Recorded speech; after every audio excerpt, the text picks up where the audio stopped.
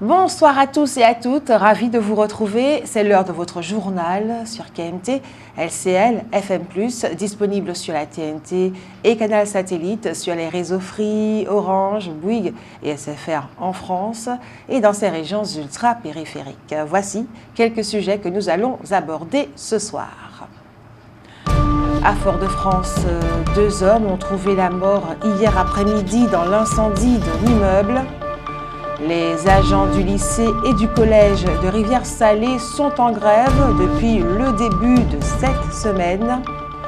Sébastien Lecornu annonce la préparation de nouvelles aides ciblées dès le mois de mai pour les professionnels les plus touchés par l'augmentation des prix du carburant dans la continuité du plan d'avril.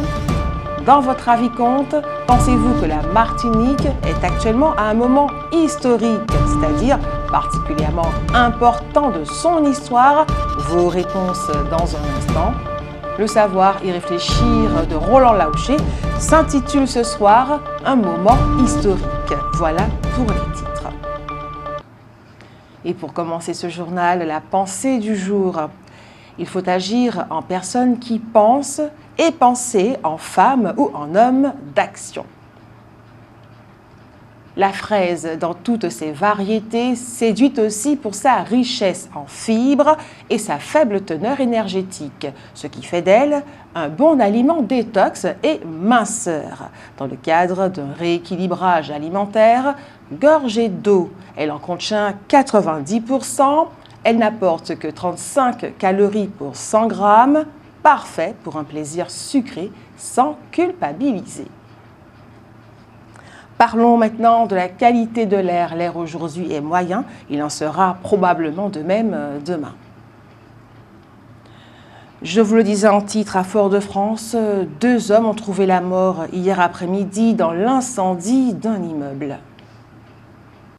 Un immeuble situé rue du gouverneur Félix Eboué, face à la préfecture. Le sinistre, dont l'origine reste indéterminée, a mobilisé une vingtaine de pompiers et profondément marqué les riverains. À Fort-de-France, cet incendie a fait planer sur la ville un important nuage de fumée noire. Survenu donc vers 14 heures, il a entièrement ravagé un immeuble de plusieurs niveaux, perturbant fortement la circulation et nécessitant un important dispositif de secours. Cet immeuble était squatté. Rappelons que récemment à Trinité, un accident de la route impliquant plusieurs véhicules a fait 6 victimes, dont 1 mort et 4 blessés graves. Les autorités évoquent une collision frontale particulièrement violente. Selon les premières conclusions de l'enquête, l'homme de 29 ans, grièvement blessé par balle au visage à Saint-Pierre, aurait été victime d'un règlement de compte. La collectivité territoriale de Martinique informe les étudiants bénéficiaires des bourses sanitaires et sociales du paiement des bourses du mois d'avril. En raison d'un problème d'ordre administratif, le paiement n'avait pas pu être effectué en début de mois. Dès que cette situation a été identifiée, la CTM a engagé sans délai les échanges nécessaires avec le CROUS afin de régulariser la situation dans les meilleurs délais. Ces démarches ont abouti et les virements ont pu être effectués par le CROUS. Les montants correspondants seront crédités sur les comptes des étudiants concernés au plus tard le vendredi 25 avril, sous réserve des délais interbancaires habituels. La CTM affirme mesurer les difficultés que ce retard a pu occasionner dans le quotidien des étudiants. Elle réaffirme son engagement à assurer, en lien avec le CROUS, le versement de ces bourses dans les conditions les plus fiables et les plus régulières possibles. Hervé Pinto sera donc rejugé après la décision de la Cour de cassation d'annuler sa condamnation de juillet 2024. La justice estime que certains éléments doivent être réexaminés lors de nouveaux procès. Bien entendu, ce que l'homme de la rue se demande, c'est comment il a pu se soustraire à l'autorité judiciaire pendant de longs mois, alors qu'il était activement, en tout cas en principe, recherché par toutes les polices. Une représentation revisitée de Molière est annoncée vendredi à Tropic Atrium, proposant une lecture contemporaine de l'œuvre pour séduire un nouveau public. La communication avait été mal faite. Elle avait laissé entendre que Bandit, la série tournée en Martinique dans le monde de la drogue, était particulièrement bien classée sur Netflix, l'ensemble de Netflix. En réalité, ces classements ne concernent que certains pays.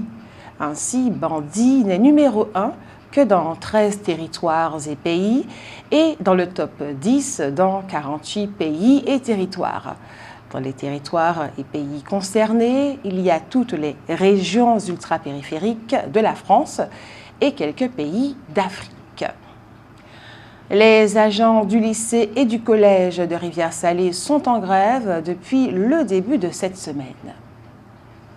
Les agents d'entretien, d'accueil et de restauration qui dépendent de la CTM dénoncent le non-remplacement de leurs collègues partis à la retraite ou qui sont en arrêt pour maladie ou accident de travail. Notons qu'en principe, pour des raisons d'hygiène et de sécurité, si l'entretien quotidien et le service de restauration d'un établissement scolaire ne sont pas assurés, les élèves ne peuvent y être accueillis. Raison pour laquelle les chefs d'établissement les renvoient chez eux. À l'échelle nationale, avec un pacte local, l'extension du repas à 1 € pour tous les étudiants sera effective dès le 4 mai 2026, une mesure attendue par de nombreux jeunes martiniquais. En Martinique, la lanceuse d'alerte, connue sous le nom d'alfounisme, a été reconnue coupable de diffamation dans l'affaire Balance ton port, une décision judiciaire qui relance les débats sur la liberté d'expression face à la présomption d'innocence.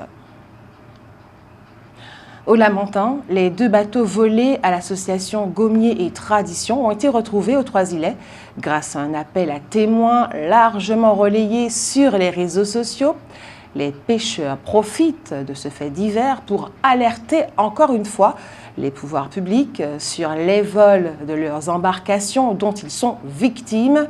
Ils réclament notamment la mise en place de caméras de surveillance dans les endroits où ils parquent leurs bateaux. La longévité est devenue un marché mondial où se croisent biotech, cliniques de luxe et gadgets connectés. Au sommet de cette économie, des startups financées par des milliardaires tels Jeff Bezos misent sur la reprogrammation cellulaire pour rajeunir les cellules justement et rêvent d'inverser le vieillissement, sans preuve concrète toutefois à ce stade. Parallèlement, des cliniques vendent à des clients fortunés des séjours de plus de 20 000 € la semaine, combinant bilan de santé ultra complet, technologie anti-âge et coaching de style de vie. Des personnalités dépensent aussi des millions par an pour tenter de ne pas mourir avec des protocoles controversés comme les transfusions de plasma de jeunes, jugés peu scientifiques et potentiellement risqués. Mais le marché commence aussi à se démocratiser. Des acteurs promettent des check-ups ultra détaillés à quelques centaines d'euros, tandis que des startups et des objets connectés, bagues, montres, généralisent le suivi permanent de notre santé. Reste que pour les chercheurs, aucune technologie ne permet aujourd'hui de dépasser de manière significative les limites biologiques de la longévité humaine.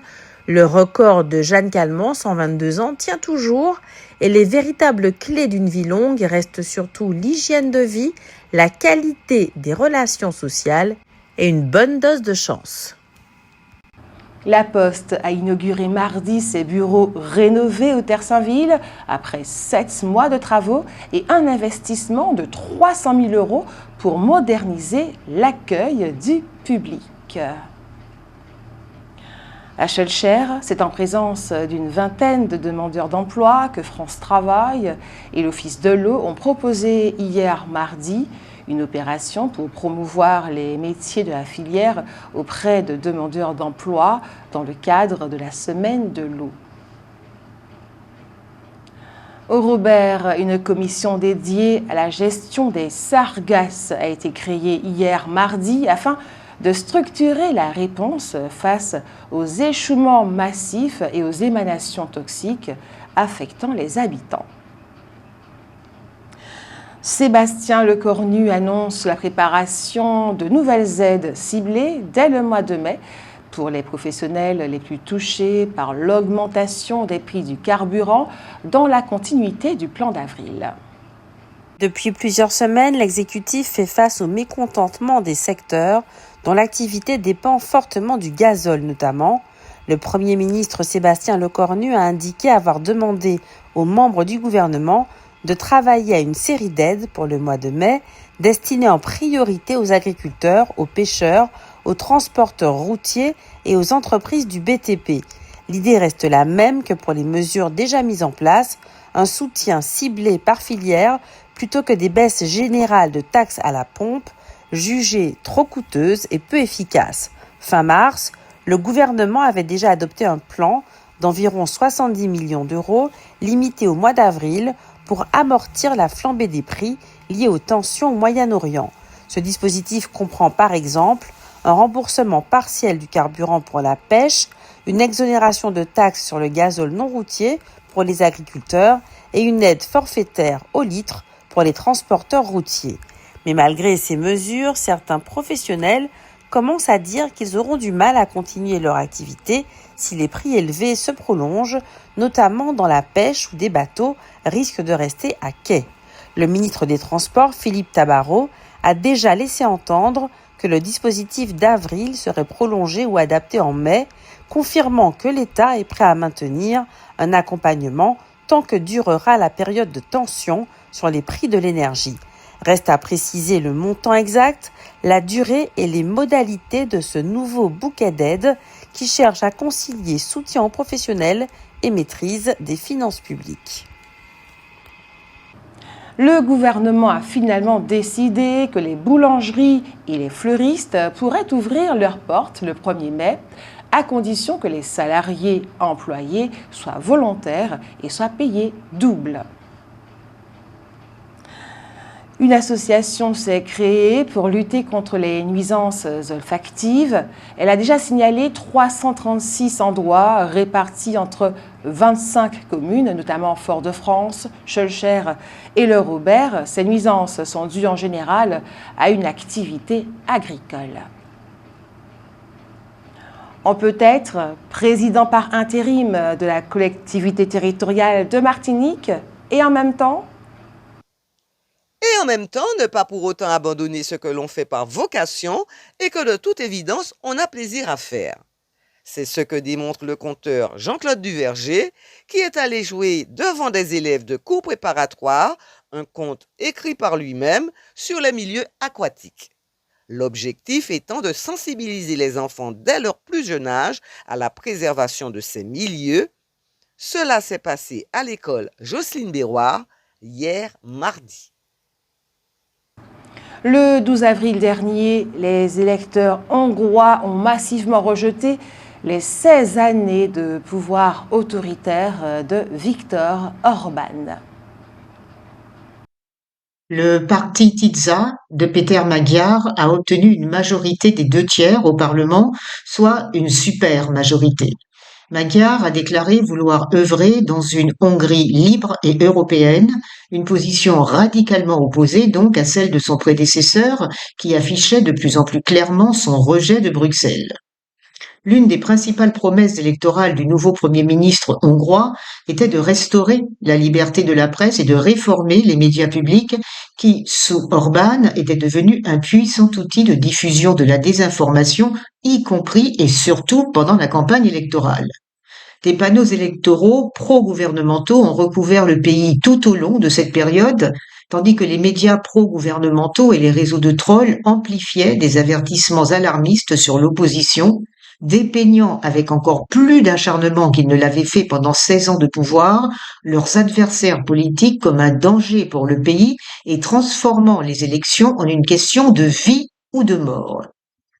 Mais les choses avaient évolué entre-temps. L'économie hongroise stagne depuis 2022 avec une croissance réelle du PIB proche de 0, aggravée par la plus forte inflation de l'Union européenne. et l'opposition s'est consolidée en s'unissant autour d'un seul adversaire crédible face à Orbán. La crédibilité des responsables politiques au pouvoir a fini par s'effondrer, faute d'arguments solides et convaincants. Les électeurs hongrois ne croyaient plus, comme l'affirmait Orbán, qu'une victoire de Magyar entraînerait la Hongrie dans une guerre étrangère. Ayant perdu de leur crédibilité aux yeux des électeurs, les attaques mensongères ont cessé d'être efficaces et se sont retournées contre leurs auteurs. La défaite d'Orbán montre ainsi qu'une autocratie de l'information a ses limites, et c'est une bonne nouvelle. Et vous avez sans plus attendre la parole, c'est l'heure de votre avis compte.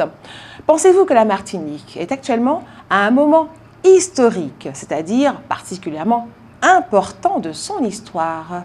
Nous vous écoutons.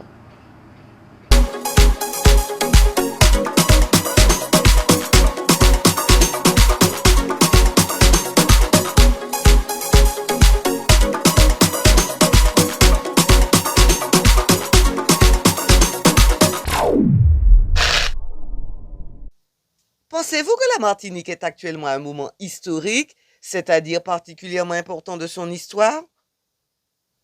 Oui, effectivement, je pense que nous sommes dans un moment charnière, et un moment où il faut faire des choix. Et le problème, c'est que je constate que l'environnement politique n'est pas favorable pour ça. Ils ne font pas ce qu'il faut. Par rapport à tout ce qui se passe en Europe, dans le monde, je pense qu'il faudra que la Martinique prenne des décisions radicales pour son avenir, à partir dans les années qui viennent. Sinon, on sera dans la merde. C'est mon sentiment. On sera dans la merde. Non, je vois pas. Non. Pourquoi? Parce que rien ne va, tout est cher. C'est pas évident, quoi.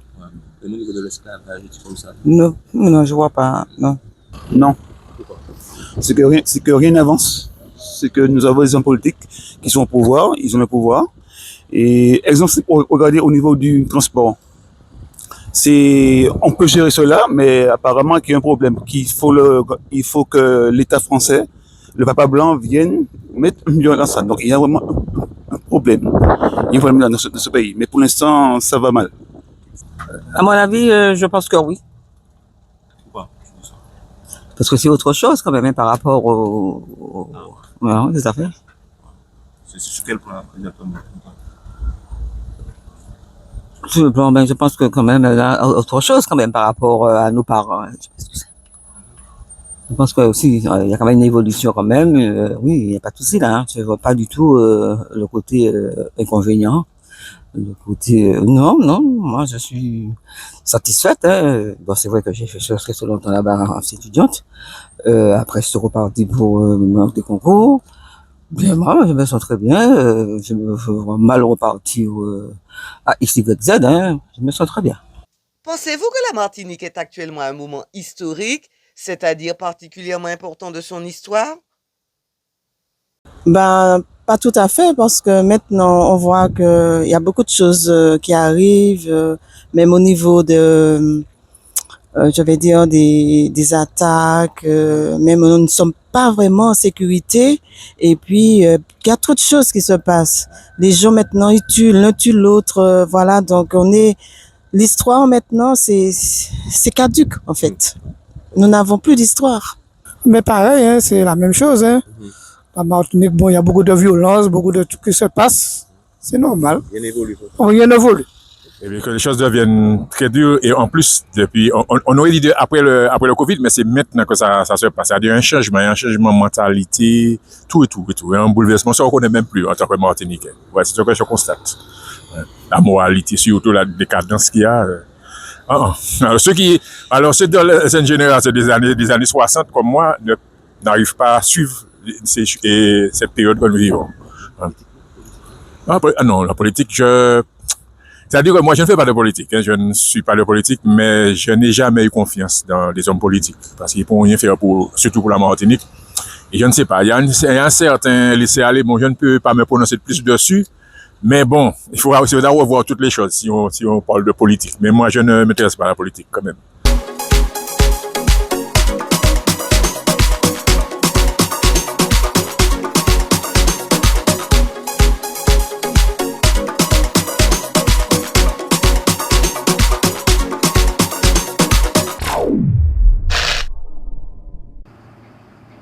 Un grand merci à ceux et celles qui ont répondu à notre question ce soir. Retrouvons le savoir et réfléchir de Roland Laouché, un moment historique.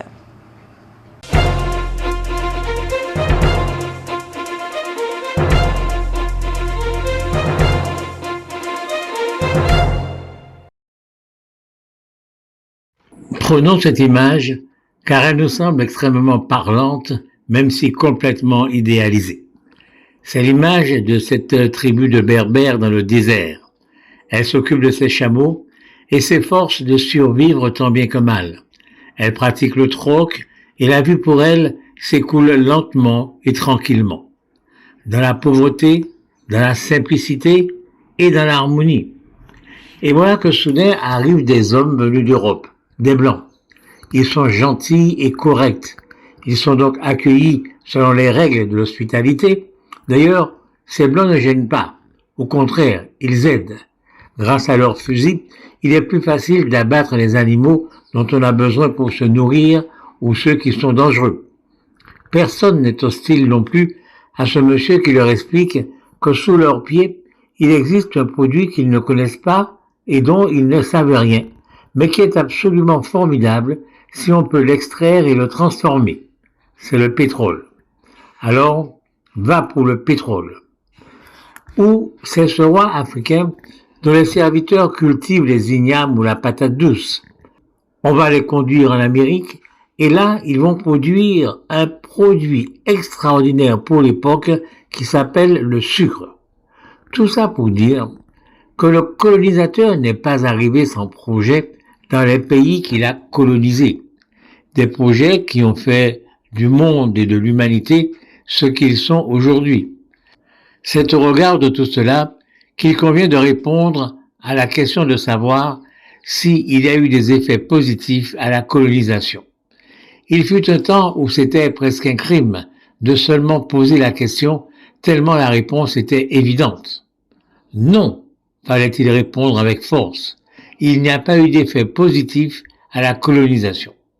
Cependant, dans la réflexion que l'on peut avoir, force est de constater que le monde que l'on connaît aujourd'hui est le produit de la colonisation. Et, c'est une évidence, il est capable, ce monde, du meilleur comme du pire. Oui, capable du meilleur. Comme ce vaccin qui sauve tous les jours des millions de vies de par le monde, et du pire, comme cet engin téléguidé qui s'abat en plein milieu d'une foule pacifique et va tuer et tuer et tuer encore civils, militaires, femmes, enfants, etc. En réalité, le système n'est pas déterminant. Ce qui est important, c'est ce que l'homme en fait, ce qu'il veut en faire, ce qu'il sait en faire. Et c'est cette question qui doit être sans cesse posée et à laquelle il doit être sans cesse répondu. C'est le cas aujourd'hui pour la Martinique. On le sent bien, notre île est à la croisée d'un chemin. Pour l'instant, il y a, selon nous, 4 événements particulièrement importants dans l'histoire de la Martinique. C'est évidemment lorsque Christophe Colomb prit possession de cette île. C'est également lorsque le premier bateau de la traite négrière accosta en Martinique. C'est lorsque l'esclavage y fut aboli et c'est lorsqu'elle est devenue, cette île, un département français. Aujourd'hui, un mouvement puissant veut écrire un nouveau moment, celui où la Martinique deviendra autonome. Lorsque les élus martiniquais, réunis en congrès, ont à l'unanimité exprimé leur volonté que la Martinique devienne autonome, le président du conseil exécutif de la Martinique, nous l'avons déjà signalé, a parlé des moments historiques et pendant plus de 4 ans, il a mobilisé les moyens de la collectivité territoriale pour proposer un chemin. Et ce chemin, il le propose aux Martiniquais, il leur demande de l'examiner et de lui faire part de leurs réflexions, pour ne pas être les spectateurs muets de leur propre histoire. Nous y reviendrons, si vous le voulez bien. Après le savoir et réfléchir de Roland Laouché, passons à notre rubrique santé. Plein feu ce soir sur les maux de tête. Que l'on vive ou non dans un endroit tropical, la protection contre les moustiques est indispensable. Les espèces des régions tempérées peuvent provoquer des réactions allergiques chez les personnes sensibles, sans compter que le fameux moustique tigre, vecteur de la dengue, du chikungunya ou du virus Zika, colonise désormais la majorité de la France hexagonale. Alors parmi tous les pièges à moustiques à votre disposition, lesquels privilégier? Premièrement, qu'est-ce qui attire les moustiques? C'est la femelle moustique qui pique la peau pour aspirer le sang. La piqûre intervient après l'accouplement une fois qu'elle est fécondée. Le repas entre guillemets de sang est une source de protéines pour ses œufs en maturation. Les moustiques ont une préférence pour certaines peaux dégageant une odeur. Dioxyde de carbone et acide lactique, deux molécules sécrétées avec la sueur, sont des facteurs d'attraction importants. Pour éviter les piqûres, mieux vaut donc se rincer régulièrement la peau à l'eau claire, se mettre à l'ombre, éviter les activités qui vont transpirer. Pensez aussi à éliminer tous les points d'eau stagnantes. Les moustiques les utilisent pour pondre et créer de véritables nids. Bouchez également tous les conduits ou trous pouvant profiter aux moustiques. Ne laissez pas traîner les verres d'eau, ni d'eau dans les plantes ou dans les vases. En rendant votre domicile imperméable aux insectes, vous limitez au maximum les risques de passer de mauvaises nuits. Il existe toutefois de nombreux répulsifs à appliquer sur la peau sous forme de spray, lotion ou même de stick. 4 familles de produits à appliquer sur la peau ont démontré leur efficacité. Leur durée de protection varie de 4 à 8 heures selon la substance utilisée, sa concentration dans le produit et la température extérieure. 3 de ces répulsifs cutanés sont de synthèse. Le 4e est d'origine naturelle, extrait de l'huile essentielle d'eucalyptus. Quelques conseils sont à respecter pour utiliser ces pièges à moustiques, notamment ne jamais pulvériser de répulsifs directement sur le visage, près des yeux, des muqueuses du nez ou de la bouche, ou de lésions cutanées. Par ailleurs, la transpiration, les baignades ou la pluie réduisent leur durée d'action. Prudence chez les femmes enceintes ou allaitantes, ou chez le jeune enfant. Tous les produits ne sont pas recommandés. Demandez donc conseil à votre médecin ou à votre pharmacien. Voilà, c'est la fin de ce journal. Merci à vous de l'avoir suivi. Merci de votre fidélité. Ce journal a été réalisé avec la participation de Jordan, Adélaïde, Jean-Michel Césaire, Génie Georges, Alain Jean-Paul, Daniel Jazz, Sarah Verne, Hugues Blandy, Marie-Josée Joseph, Simao Laouché et Roland Laouché. Il est diffusé à 18h30, 20h, 22h et demain, 6h25. Il est également disponible en multidiffusion sur la TNT et Canal Satellite sur les réseaux Free, Orange, SFR et Bouygues en France. Retrouvez votre journal sur notre site kmttelevision.fr. Je vous souhaite une agréable soirée. Prenez soin de vous. À demain et que Dieu garde la Martinique.